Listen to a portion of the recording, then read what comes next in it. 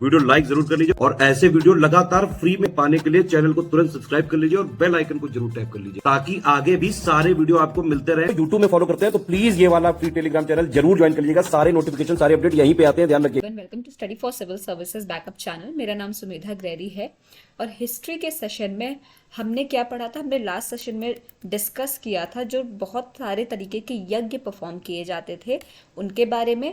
और हमने क्या डिस्कस किया था, हमने डिस्कस किया था जो चेंज था रिलीजियस ऑब्जेक्टिव में, जो चेंज आया आपका लेटर वैदिक पीरियड के टाइम, उस चेंज के बारे में।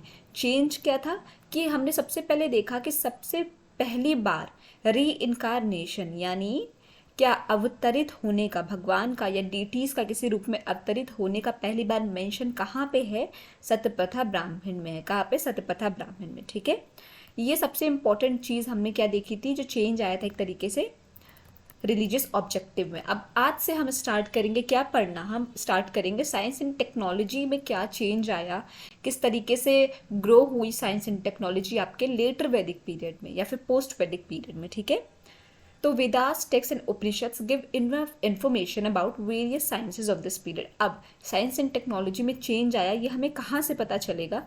तो जो भी वेद थे, टेक्स्ट थे या उपनिषद्स थे, ठीक है, इन सब के द्वारा हमें किस चीज़ का ज्ञान प्राप्त होता है कि साइंस एंड टेक्नोलॉजी में साइंस उस टाइम पे कैसी थी, कितनी ग्रो कर चुकी थी, क्या क्या टेक्नोलॉजीज आ चुके थे। ठीक है, द देन स्कॉलर्स वे familiar with mathematics and its various branches like arithmetic, geometry, algebra and astrology. अब स्कॉलर्स जो उस टाइम के थे वो मैथ्स से बहुत ज़्यादा फेमिलियर थे। ठीक है, और मैथ्स में कई ब्रांचेस थी तब, कौन कौन सी, जैसे अभी भी होती हैं, अर्थमेटिक था, ज्योमेट्री था, आपका अलजेब्रा था और एस्ट्रोलॉजी था। ठीक है, The people of the Vedic period knew how to make triangles, squares of equal area and could calculate the sum and differences of the square. The information about zero was known to people from the time of Rigveda. अब यहाँ से बहुत important बात सामने आती है कि लोगों को ट्रायंगल, स्क्वायर, सीन सबों का इक्वल एरिया निकालना, सारे सम डिफरेंसेस सब कुछ करना आता था। और जो हमारा ज़ीरो है, ठीक है, इसका इंफॉर्मेशन भी हमें ऋग्वैदिक टाइम से ही है। लोगों को ऋग्वैदिक टाइम से ही जीरो के बारे में पता था। ठीक है, due to this large number could be recorded.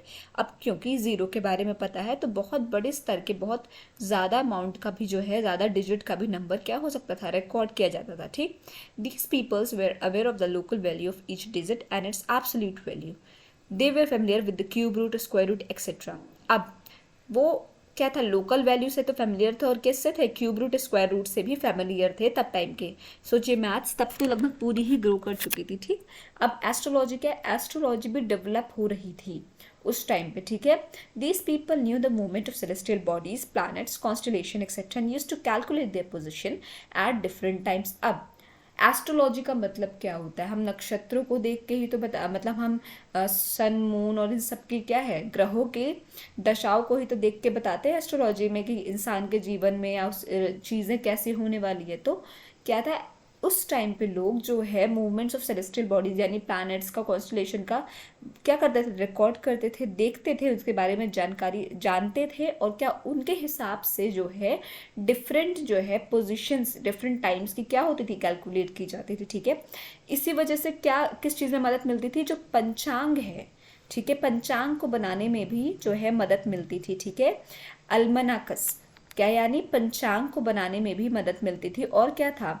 Solar और लूनार एक्लिप्स को जो है प्रेडिक्ट करने में भी बहुत हद तक जो है मदद मिलती थी। अब क्योंकि उन लोगों को क्या था, सेलेस्टियल बॉडीज़ के मूवमेंट्स का पता था, ठीक है, तो क्या वो बहुत हद तक जो है सोलर और लूनर एक्लिप्स यानी चंद्र और सूर्य ग्रहण के बारे में बहुत हद तक पता लगा लेते थे कि वो कब घटित होने वाला है, यानी चंद्र ग्रहण कब आने वाला है, लगने वाला है, और सूर्य ग्रहण कब लगने वाला है। ठीक है, they also knew that the earth rotates on its axis and revolves around the sun and the moon revolves around the earth। सोचिए कितनी जानकारी थी उनको ये पता था कि अर्थ अपने एक्सिस पे रोटेट करता है और सन के इर्द गिर्द रिवॉल्व करता है और मून जो है वो अर्थ के इर्द गिर्द रिवॉल्व करती है। मतलब ज्योग्राफी भी उनकी कितनी स्ट्रॉन्ग थी।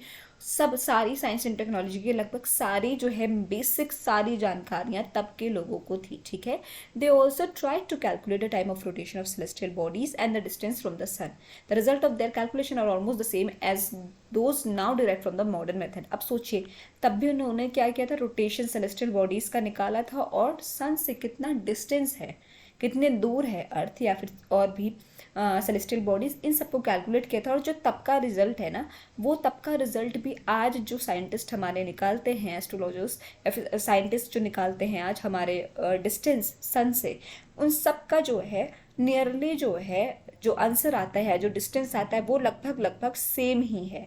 सोचिए तब की उनके साइंस कितनी आगे थी या कैलकुलेशन कितना स्ट्रॉन्ग था। ठीक, तो ये था स्टूडेंट्स आपका साइंस एंड टेक्नोलॉजी का डेवलपमेंट जो आपके लेटर वैदिक पीरियड में हुआ। आई होप आपको समझ में आया होगा सेशन। कोई भी डाउट हो तो प्लीज़ कमेंट सेक्शन में कमेंट करके ज़रूर बताइएगा। और अभी तक अगर आपने चैनल को लाइक शेयर सब्सक्राइब नहीं किया है तो प्लीज़ कीजिए और बेल बटन को प्रेस करना ना भूलिए। Thank you so much for watching.